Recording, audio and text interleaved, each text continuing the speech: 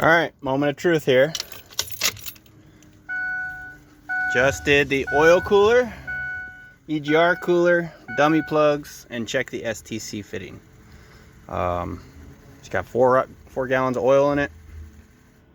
We're just gonna crank it for a little bit. It's gonna take a minute for it to start. Sounds like the batteries are a bit low. Pretty weird that the oil pressure sensor is reading that way.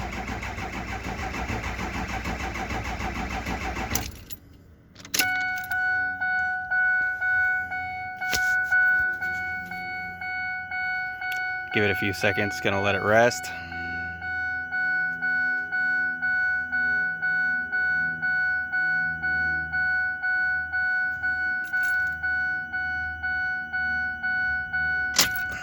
There we go. Why is that oil pressure sensor reading like it's got oil pressure? God damn it. That sensor go bad? That's a pain in the butt. Alright, I'm gonna have to check that.